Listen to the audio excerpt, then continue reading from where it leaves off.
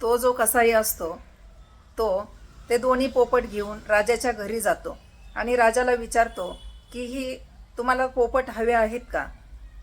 त्यावेळेस राजा म्हणतो कितीला देणार. त्यावेळेस कसाई म्हणतो जो स्वतःकडचा पोपट असतो तो 1 रुपयाला आणि साधूंकडचा पोपट असतो तो 1,00,000 रुपयाला.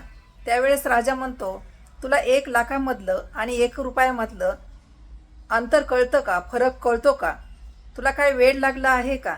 त्यावेळेस तो म्हणतो मला चांगलं कळतं. जर तुम्हाला आवडले दोन्ही पोपट तर तुम्ही ठेवा, तुमच्याकडे 4 दिवस ठेवा आणि त्याच्यानंतर मला पैसे द्या. मग राजा म्हणला की हे ठीक राहील. मग तो राजा ते दोन्ही पोपट घेतो आणि जो 1 रुपयावाला पोपट असतो तो दरवाजामध्ये पिंजऱ्यात त्याला ठेवतो आणि दुसरा जो पोपट असतो तो असं म्हणतो की ह्याच्यामध्ये काय विशेष असेल, म्हणून तो स्वतःच्या रूममध्ये त्या पोपटाला घेऊन जातो. आणि मग संध्याकाळी झोपल्यानंतर रात्री पहाटे 4 वाजता तो जो पोपट असतो तो राजाला म्हणतो उठा, आता 4 वाजले आहेत, झोपून तर काय करणार आहे. मग कारण आपल्याला एकदा मेल्यानंतर कायमचंच झोपायचं आहे. मग त्यावेळेस कितीही कुणी उठवलं तरी आपण उठणार नाही. आता आपण जिवंत आहे तोपर्यंत आपल्याला कोणी धक्का लावला किंवा कोणी हात लावला तरी पण आपण लगेच उठतो आणि थोडंसं कुणी आवाज दिला तरी लगेच उठतो.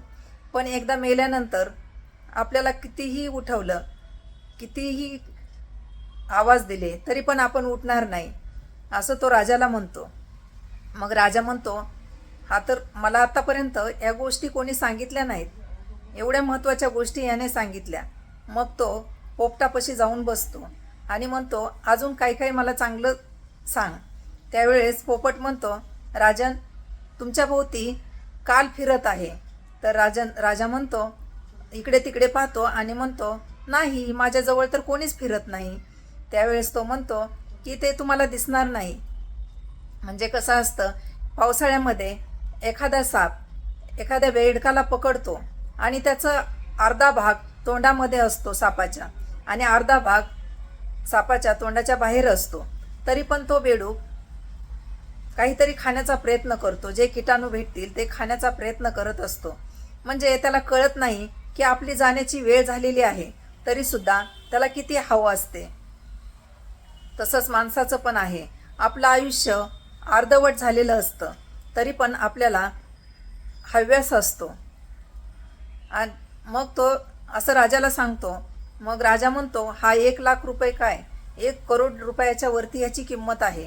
मग तो बाहेर जातो आणि मनात म्हणतो की 1 रुपयावाला पोपट कसा आहे ते जाऊन बघतो. मग बाहेर गेल्यानंतर तो बाहेरचा पोपट राजाला पाहताच तो म्हणतो धरा, पकडा, मारून टाका. मग राजा घाबरतो आणि तिथून निघून जातो आणि मनात म्हणतो की हा 1 रुपयाच्या सुद्धा लायकीचा नाही आहे, 1 रुपयाच्या सुद्धा किमतीचा तो आपल्याला महागात पडेल. आणि मग माणसाचं आयुष्य कशावरती ठरलेलं असतं, म्हणजे माणसाची किंमत कशावरून ठरलेली असते.